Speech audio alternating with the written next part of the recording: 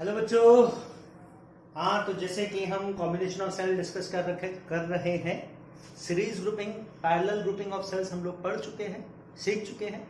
और इसमें हम लोग वीडियो में हम लोग एक तो कुछ न्यूमेरिकल एप्लीकेशंस करेंगे based on the concept of series, parallel and एक मैं अभी और बताऊंगा आपको मिक्स ग्रुपिंग ऑफ सेल्स, और ऑब्वियसली मिक्स ग्रुपिंग हम लोग डिस्कस करेंगे। ठीक है, तो स्टार्ट करते हैं with mix grouping of sales.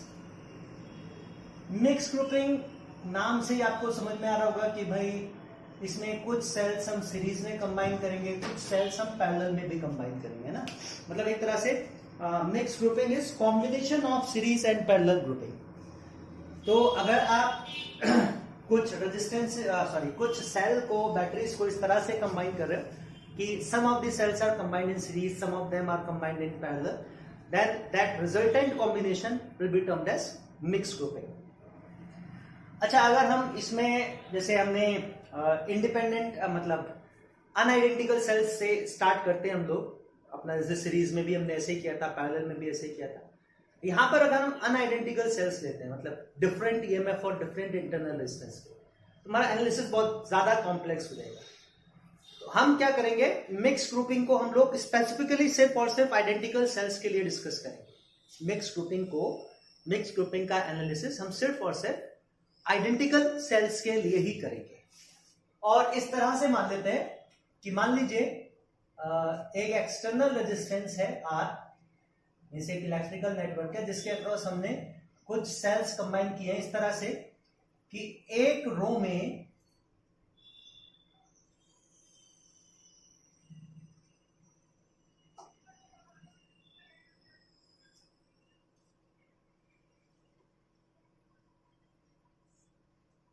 हमने n आइडेंटिकल सेल कंबाइन की है ना।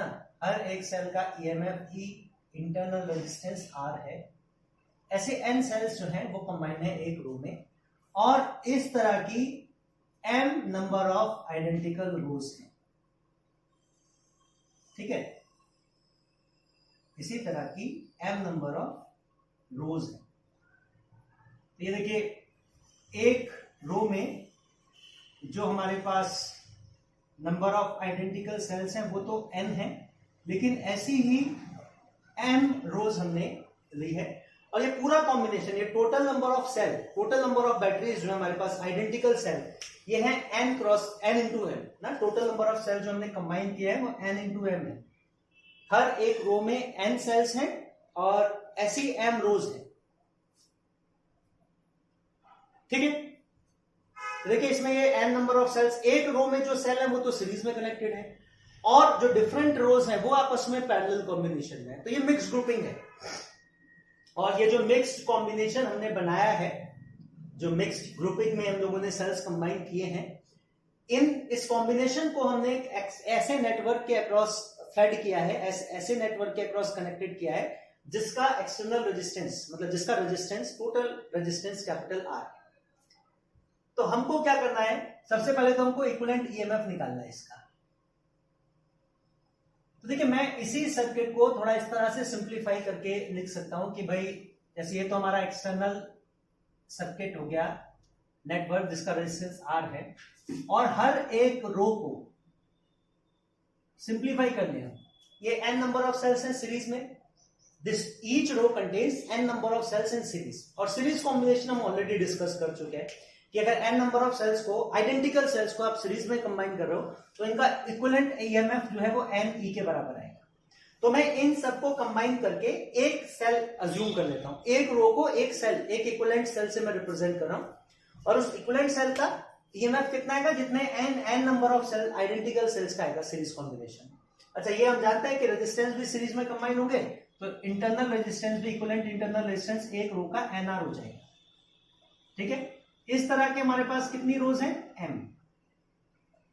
तो हर एक रो जो है वो एक इक्विवेलेंट सेल से हम रिप्रेजेंट कर रहे हैं हर एक रो को, और उस इक्विवेलेंट सेल का जो ईएमएफ है वो NE है, और जो इंटरनल रेजिस्टेंस है वो NR है। अब ये n number of identical sales, m number of identical sales हो गए जो पैरेलल ग्रुपिंग में है ना। तो पैरेलल में आइडेंटिकल सेल्स पैरेलल में हो तो हमने डिस्कस किया था कि अगर आइडेंटिकल सेल पैरेलल में है तो उनका जो इक्विवेलेंट ईएमएफ आएगा वो उतना ही आएगा जितना एक सेल का है। एक आर्म का इक्विवेलेंट ईएमएफ कितना है इसमें, NE। तो इस पूरे कॉम्बिनेशन का जो इक्विवेलेंट ईएमएफ है वो तो NE हो जाएगा, N टाइम्स ऑफ E, ठीक है। और जो इक्विवेलेंट रेजिस्टेंस आएगा तो हमने देखे कितनी रोज है हमारी, M है, M पैरेलल कॉम्बिनेशन है। एक सेल का इंटरनल रेजिस्टेंस कितना है, NR। हाँ, तो इक्विवेलेंट ईएमएफ कितना हो, सॉरी इक्विवेलेंट इंटरनल रेजिस्टेंस कितना हो जाएगा, NR/M। जैसे पैरेलल में M सेल्स अगर पैरेलल में होते तो R/M होता, अगर एक का R इंटरनल रेजिस्टेंस होता है। यहाँ पे NR है तो NR/M, तो ये हमारा इक्विवेलेंट आ गया। अच्छा, ये जो कॉम्बिनेशन होगा, क्योंकि आप देखिए जो भी हर आर्म से जो करंट ड्रॉ होगा वो मिलकर सभी आर्म्स का जो कंबाइंड करंट है ना, सभी आर्म्स का जो करंट है वो मिलकर आर के अक्रॉस फ्लो करेगा। तो जो टोटल करंट आएगा, एक तरह से देखें हम, एक्सटर्नल रेजिस्टेंस आर और इस कॉम्बिनेशन का जो इक्विवेलेंट इंटरनल रेजिस्टेंस है वो सीरीज में है, वो सीरीज कॉम्बिनेशन में आएंगे। तो टोटल रेजिस्टेंस जो आएगा इस नेटवर्क का वो आ जाएगा कैपिटल R प्लस NR/M, ठीक है। कैपिटल R प्लस NR/M हम इसको लिख सकते हैं। आप चाहो तो इसको M into capital R plus NR/M लिख सकते हैं। और हम देखें जो हमारे पास में एक तरह से कहा जाए करंट आएगा, total current will B equivalent EMF upon total resistance of the network. Equivalent EMF हमारा NE है और हमारा जो रेजिस्टेंस है, टोटल रेजिस्टेंस वो है M into capital R plus N into small r upon M, या इसको मैं लिख सकता हूं MNE upon M into capital R plus N into small r, ठीक है। ये हमारा टोटल करंट है। तो इस तरह से मिक्स ग्रुपिंग में हम लोग निकाल सकते हैं कि भाई इक्विवेलेंट ईएमएफ कितना होगा, इक्विवेलेंट इंटरनल रेजिस्टेंस कितना होगा, टोटल रेजिस्टेंस नेटवर्क का कितना होगा, कितना करंट ड्रॉ होगा बाय द एक्सटर्नल, मतलब कितना करंट ड्रॉ करेगा जो हमारा एक्सटर्नल नेटवर्क है, जो एक्सटर्नल सर्किट हमने कनेक्ट कर रखा है कॉम्बिनेशन के साथ। अच्छा, यहां पे भी दो पॉसिबल कंडीशन आ जाएंगी। मान लीजिए भाई हमारा अगर R जो है वो बहुत बड़ा है, एक्सटर्नल रेजिस्टेंस इंडिविजुअल सेल के इंटरनल रेजिस्टेंस से बहुत बड़ा है, तो हम क्या करें भाई, करंट में स्मॉल r को इग्नोर कर दें in comparison to capital R। तो हमारा जो करंट आएगा वो आएगा MNE EMF upon small r को इग्नोर कर दें तो M into capital R which will be equal to NE/R, ठीक है। अच्छा, ऐसे केस में अगर मान लीजिए मैं एक ऐसा सर्किट लूं जिसमें मैं एक सेल कनेक्ट करूं जिसका EMF E और इंटरनल रेजिस्टेंस R हो, और जिसको हम same external resistance capital R के अक्रॉस फेड करें, तो हमने पूरे कॉम्बिनेशन के साथ में लगाया कैपिटल R। तो इसके अक्रॉस करंट की वैल्यू अगर R बहुत बड़ा हो कैपिटल R से, स्मॉल r को इग्नोर कर दो आप, तो करंट की वैल्यू E/R आएगी। तो आप देखिए अगर ये कंडीशन आती है, if capital R is very much greater than small r, तो n number of cells current send करेंगे। एक सेल का करंट E/R है, एक सेल का करंट E/R आएगा, तो इन total M into n cell में से सारे करंट अभी भी, सारे सेल अभी भी करंट सेंड नहीं कर रहे हैं। टोटल M इंटू n में से कितने सेल करंट सेंड करेंगे, n, अगर ये कंडीशन आती है। अगर R जो है वो छोटा है स्मॉल r से, तो हम क्या करेंगे, अब की बार कैपिटल R को इग्नोर कर देंगे, तो हमारे पास जो करंट की वैल्यू आएगी वो MNE upon M into capital R को इग्नोर करेंगे तो NR आ जाएगी, ME/R आएगी। अगर एक इंडिविजुअल सेल का देखें यहाँ पे इस कंडीशन के लिए, तो R को इग्नोर कर दें तो करंट I इक्वल्स टू E/स्मॉल r आएगा। टोटल रेजिस्टेंस इसके बराबर ही हो जाएगा, ये तो बहुत छोटा है।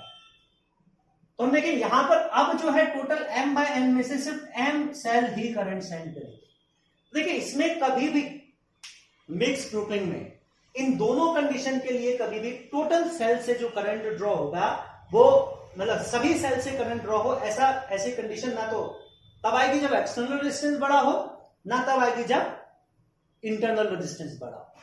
तो basically mix grouping is successful, हम कह सकते हैं मिक्स ग्रुपिंग इज यूज्ड और mix grouping is successful if R is, हमारा जो एक्सटर्नल रेजिस्टेंस है, जो एक्सटर्नल रेजिस्टेंस है नेटवर्क का, कैपिटल R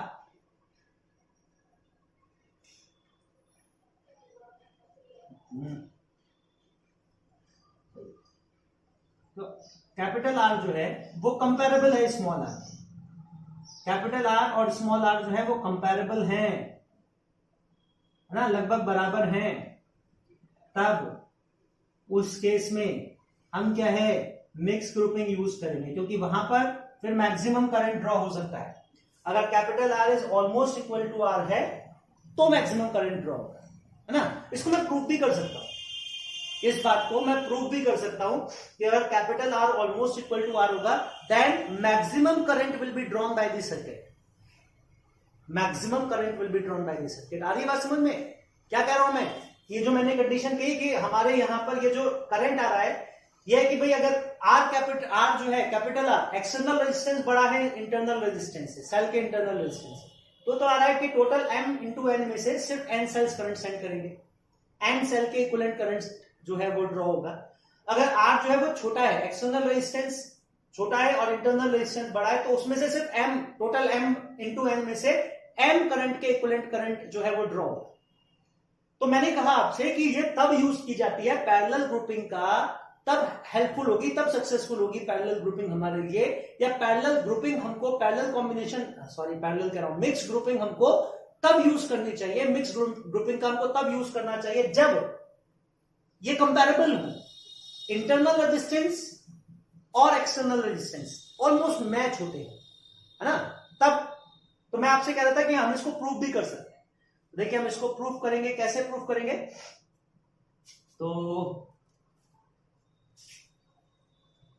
यहां पे मैं लिख देता हूं इसको,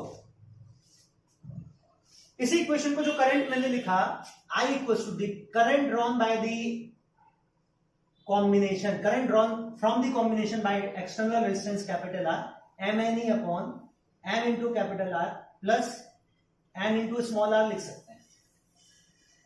ठीक है बच्चों, ये तो हमने ये ड्राइव किया ही था। अब देखिए मैं इसको थोड़ा सा रीअरेंज करके मैं इसको ये भी लिख सकता हूं, ये तो हो गया हमारा M N E numerator, denominator को इसको मैं क्या लिख लूं, under root M into capital R plus root N into capital R का होल स्क्वायर।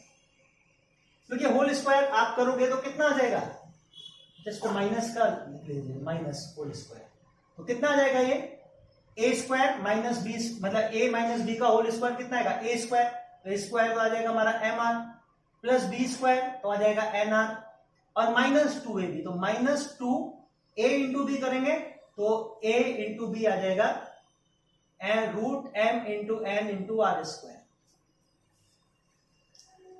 है ना। Root A into root B को लिख सकते हैं रूट ए बी, वही मैंने किया है।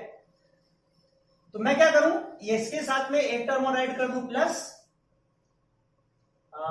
2 रूट एम एन, आर को चाहे बाहर लिख लीजिए, रूट एम एन है ना, आर स्क्वायर है तो उसको रूट 2 आर लिख लीजिए इस तरह से, 2 आर रूट एम एन, इसको माइनस कर, ओ सॉरी ऐड कर दें, ऐड कर देंगे इस टर्म के साथ तो 2 आर रूट एम एन, तो ये एलिमिनेट हो जाएगा, तो हमारे पास यही आ जाएगा जो न्यूमरेटर आएगा। तो मैंने थोड़ा रीअरेंज करके इस तरह से लिख दिया ना, कोई परेशानी नहीं, लिख सकते हैं। ठीक है बच्चों, तो अब देखिए मैं कहूं करंट मैक्सिमम कब आएगा, current I will be maximum when denominator will be minimum. Obviously बात है भाई, ये रेशियो है आई इक्वल्स टू, ये रेशियो दे रखा है हमको, तो डिनोमिनेटर की वैल्यू जब मिनिमम होगी तब करंट मैक्सिमम होगा, when denominator will be minimum. अच्छा ये वैल्यू तो हमारी जो है पॉजिटिव ही आएगी, 2 आर रूट एम एन, ये तो पॉजिटिव वैल्यू आएगी, तो हमारी जो डिनोमिनेटर की वैल्यू इस पे डिपेंड करती है ना। तो मिनिमम कब आएगा, इसकी मिनिमम वैल्यू कितनी आ सकती है, root M R minus root N R, तो ये पॉजिटिव इंटीजर्स है हमारे एम आर और एन आर, एम एन और आर, आर तो रेजिस्टेंस है वो तो पॉजिटिव हो गई, और एम और एन भी भाई एम नंबर ऑफ सेल्स की आपने 10 सेल लगाए 15 लगाए तो ये पॉजिटिव ही आएंगे, कि मैंने माइनस 15 सेल लगाए, ऐसा थोड़ी ना हो सकता है। तो ये दोनों हमारे पॉजिटिव इंटीजर हैं, मतलब तीनों ही एम भी एन भी और आर भी, तो ये इनकी जो मिनिमम वैल्यू है वो कितनी हो सकती है, वो तो 0 है। एन जो है ये हमारा स्मॉल आर है, तो ये आर स्क्वायर, सॉरी बहुत गड़बड़ होगी बच्चों, ध्यान रखना। ये एन हमारा स्मॉल आर है, तो M root M N capital R into small R आएगा, ये आर स्क्वायर नहीं आएगा, capital R into small R आएगा। तो आपको जो मल्टीप्लाई करना है वो भी 2 root M N small R into capital R से करना है, ठीक है। तो कोई बात नहीं, वो मैंने इसको एन इंटू कैपिटल आर तो मैंने मल्टीप्लाई करके आर स्क्वायर लिख लिया, वो नहीं होगा, वो स्मॉल आर है, एन के साथ में स्मॉल आर है। तो ये वैल्यू हमारी जब जीरो हो जाएगी, क्योंकि ये सारी ये पॉजिटिव आएगी, ये भी पॉजिटिव आएगी, तो भाई जीरो तो मिनिमम वैल्यू इसकी जीरो हो सकती है। तो जीरो कब होगी, तो हम देखें जीरो तब होगी जब रूट एम आर और रूट एन आर बराबर हो जाए, रूट एम आर और रूट एन आर बराबर हो जाए, है ना। और रूट एम आर और रूट एन आर बराबर कब हो सकते हैं, जब एम आर की वैल्यू एन आर के बराबर हो, है ना। ये कंडीशन आई हमारी कि m into capital R must be comparable to और must be equal to n into small R, है ना। उस कंडीशन में हमारा जो करंट आएगा, जो करंट ड्रॉ होगा वो मैक्सिमम होगा, ठीक है बच्चों। जो करंट हमारा ड्रॉ होगा वो मैक्सिमम आएगा इस कंडीशन के लिए। तो यही जो है हमारी ये मैक्सिमम पावर थ्योरम कहलाती है, ठीक है। यही जो कंडीशन है हमारी, इसको हम मैक्सिमम पावर थ्योरम भी कहते हैं, ठीक है।